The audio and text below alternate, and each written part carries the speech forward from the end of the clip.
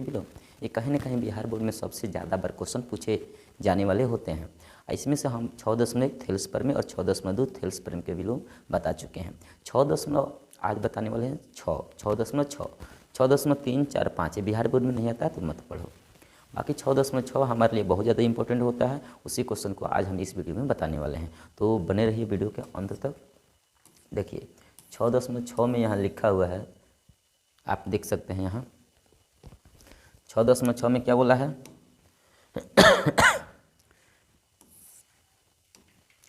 पर में 6.6 दो समरूप त्रिभुजों की, तो यहाँ कहने का मतलब ये है कि दो समरूप त्रिभुज दे दिया है, दो समरूप त्रिभुजों के क्षेत्रफलों का अनुपात उनकी संगत भुजाओं के अनुपात के वर्गों के योग के बराबर होता है। तो कहने का तात्पर्य यह है कि दो समरूप दिया हुआ है, दो समरूप त्रिभुज के, बस इतना हमें क्या पता है, केवल दो समरूप त्रिभुज पता है, बस इतना पता है। तो अब आगे कह रहा है कि सिद्ध कीजिए कि उस समरूप त्रिभुज के क्षेत्रफलों का अनुपात उसके संगत मतलब साथ साथ उसके संगत भुजा के वर्ग के अनुपात के बराबर होता है। तो सबसे पहले हम क्या करेंगे, अपना सबसे पहले हम एगो फिगर बनाएंगे। अब ये फिगर बहुत खतरनाक टाइप होगा, आप देख सकते हो। इस फिगर को ऐसे बना सकते हो आप, और फिगर को बनाने के बाद से ये फिगर बनाओगे और फिगर का नाम रख देना ABC, फिर से यहाँ लिख देना DEF, हो गया ना। अब इसमें हम क्या करते हैं, एगो रचना कर देते हैं, रचना, और रचना करेंगे तो सामने वाले त्रिभुज में क्या होगा, सामने वाले भुजा पर हम क्या करेंगे, लंब डालेंगे। ये रचना कर सकते हो, MN, ये हमारा क्या हो गया, रचना हो गया। ये रचना आप देख सकते हैं। अब इसमें क्या लिखोगे, AB, दिया क्या है हमें पता है, ये जो क्वेश्चन दे रखा है ना, बहुत सुंदर बात है। पहले हम क्या करें, कोनो भी क्वेश्चन सिद्ध करते हैं तो 4 कदमों में सिद्ध होता है। पहला हमारा रहेगा दिया है, तो दिया में क्या दिया है, ABC समरूप त्रिभुज DEF, दोनों समरूप दिया, तो हम लिखेंगे त्रिभुज ABC समरूप त्रिभुज DEF, इतना बात दिया है। तो एक बात बताओ, जब दो त्रिभुज समरूप होता है तो उसका संगत भुजाएं क्या होती है, बराबर होती है। तो संगत भुजा कौन कौन होगा, AB बटा DE, मतलब जब कोनो भी त्रिभुज समरूप होता है ना तो उसकी संगत भुजा बराबर होती है, मतलब बाएं बटा बाएं, नीचे बटा नीचे, दाएं बटा दाएं। तो बाएं हमारा है AB बट्टा, तो इस त्रिभुज का बाएं AB है, तो इस त्रिभुज का बाएं कौन होगा, DE, इसका BC नीचे है तो उसका नीचे कौन है, EF। तो अब लिखोगे बराबर होगा BC बटा EF, फिर से इधर होगा AC बटा DF। इतना बात हमें पता है, इतना बात हमें पता है, हम समझ सकते हैं। उसके बाद देखो, अब रचना में लिखो, सिद्ध क्या करना है, सिद्ध हमें करना है, सिद्ध करना है, क्या सिद्ध करना है कि इसका एरिया बटा इसका एरिया तो बराबर होगा संगत भुजा के बराबर।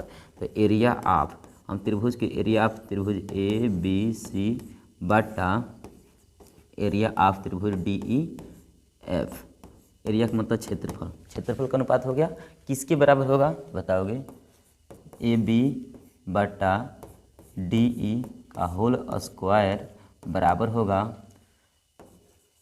BC बटा EF के होल स्क्वायर बराबर, उसमें कौन होगा, AC बटा DF का होल स्क्वायर। इतना हमें क्या करना है बाबू, सिद्ध करना है। क्या करना है सिद्ध करना है। रचना में देखो, रचना में क्या करोगे, रचना में लिखोगे AM लंब BC खींचा और DN लंब EF खींचा। AM लंब किस पे खींचे हो, BC पर, तथा ध्यान से सुनो, बिहार बोर्ड में 5 नंबर में क्वेश्चन आने वाला है, इसलिए इसे छोड़ नहीं सकते हो। तथा DN लंब EF खींचा। इतना हम क्या किए हैं बाबू, रचना में किए हैं। इसके बाद हमें क्या करना होगा, प्रमाण में चलना होगा। क्या करना होगा, प्रमाण में। आप इतना बात लिख लो, हम आगे बढ़ते हैं। नीचे लिखे प्रमाण,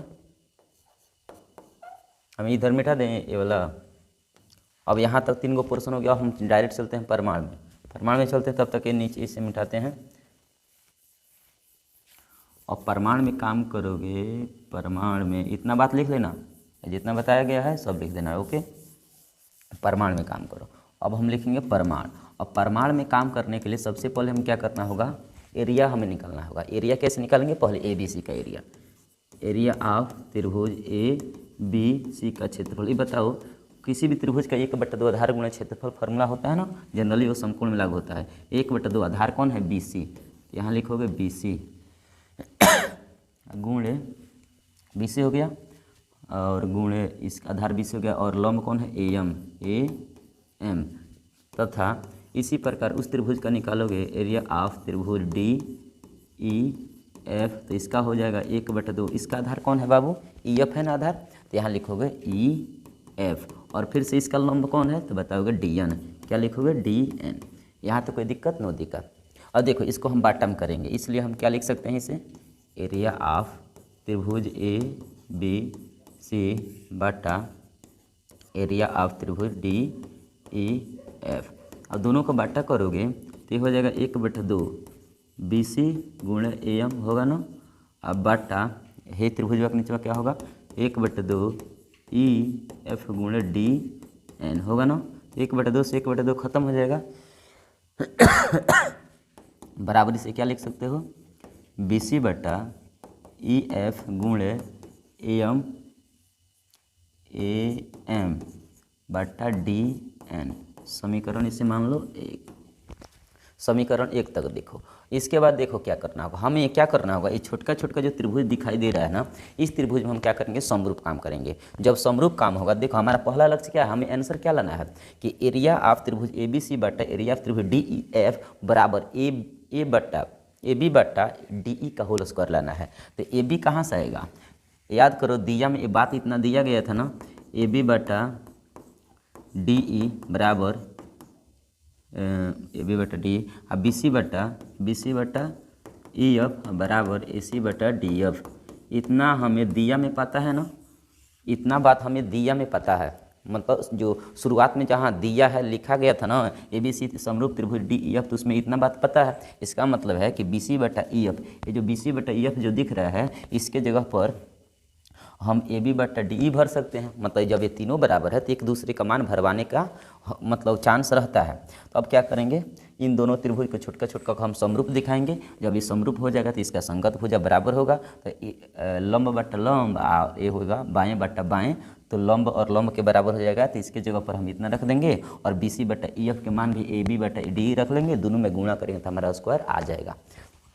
अब क्या करेंगे, दोनों त्रिभुज को समरूप दिखाएंगे। छोटका छोटका इसका नाम क्या होगा, जब समीकरण 1 आ जाएगा ना, तो सबसे पहले माइंड में ये रखना है कि हमें दोनों त्रिभुज को समरूप दिखाना होगा। समरूप दिखाने के लिए क्या करोगे, त्रिभुज ए बी सी तथा उधर का नाम क्या है, त्रिभुज डी ई एफ में। तो किसी भी त्रिभुज में समरूप दिखाने के लिए कम से कम 2 कोण बराबर हो जाने चाहिए। तो यहाँ देखो तो कोण एम और कोण एन दोनों बराबर है ना, ए बी सी नहीं यार, ए बी एम ना होगा, ए बी एम तथा डी ई एन में इसमें काम करोगे तो कोण एम बराबर कोण एन, प्रत्येक कितना डिग्री, प्रत्येक 90 डिग्री होगा ना, प्रत्येक 90 डिग्री। अब यहाँ आप ऐसे भी लिख सकते हो, कोण ए एम बी और कोण डी एन ई दोनों 90 डिग्री होगा। यहाँ देखो, और जब ये समरूप है, समरूप तो इसकी संगत कोण बराबर होगा ना, समरूप त्रिभुज की संगत कोण बराबर होते हैं। कोण बी बराबर कोण क्या हो जाएगा, कोण ई, कोण बी बराबर कोण ई, संगत कोण बराबर होते हैं, संगत कोण।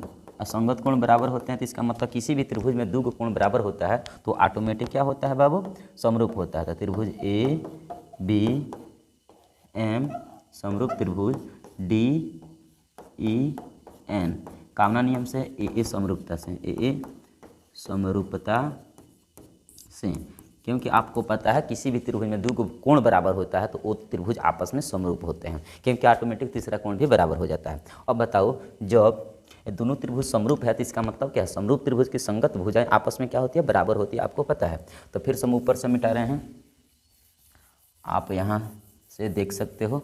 अब ये भी इसकी संगत भुजा क्या होगी, बराबर होगी। तो संगत भुजा क्या यहाँ लिख देना, इसलिए इनकी संगत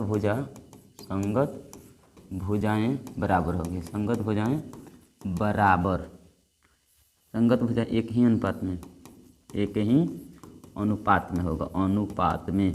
ये आपको पता है किसी भी त्रिभुज में जब दो त्रिभुज समरूप होता है तो उसकी संगत भुजाएं क्या होती है, एक ही अनुपात में होती है। तो बी सी बटा क्या लिखिएगा, बी सी बटा डी ई, इसमें ए एम है ए एम बटा डी एन।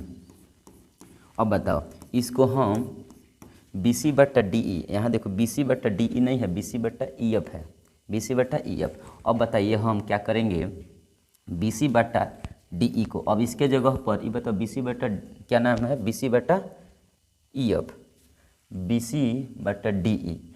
यहाँ क्या है हमारे पास, यहाँ निकला है ए बी ना लिखेंगे, इसकी संगत भुजाएं बराबर थे, ए बी लिखो, बाएँ कौन है ए बी, तो यहाँ लिखोगे ए बी, इसका बायाँ कौन है डी ई, तो यहाँ लिखोगे डी ई, है ना। अब बताओ ए बी बटा डी ई, यहाँ भी है ए बी बटा डी ई, और समीकरण एक में क्या आया है, बी सी बटा ई एफ आया है ना, बी सी बटा क्या है ई एफ। अब एक बात बताओ, ए बी बटा डी ई के जगह पर ए बी बटा डी ई की जगह पर ए रख सकते हो बी सी बटा ई एफ, क्योंकि दोनों ये बराबर है, इसके जगह पर ये मान भरा जा सकता है। तो यहाँ लिखेंगे बी सी बटा ई एफ बराबर ए एम बटा डी एन। ये हुआ समीकरण 2, समीकरण 2 हुआ ना। अब यहाँ बाबू ध्यान से सुनो, और समीकरण 1 में 2 में तुलना करो। समीकरण 1 में क्या पाए हो, समीकरण 1 यही ना था, समीकरण 2 है ना, तो समीकरण 1 तथा 2 से काम करोगे तो जहाँ ए बी बटा डी एन है उसके जगह पर बी सी भर सकते हो, ए बतिया यहाँ भर सकते हो। तो यहाँ लिख देना समीकरण 1 तथा 2 से, समीकरण 1 तथा 2 से इतना बतिया लिखेगा तो बी सी की जगह यहाँ पर बी सी रहने दो, और ए एम बटा डी एन की जगह पर क्या लिखेगा, समीकरण 1 वाला लाइनिया में ना जहाँ ए एम होगा उसके जगह पर बी सी बटा ई एफ भर देना समीकरण 1 नंबर में।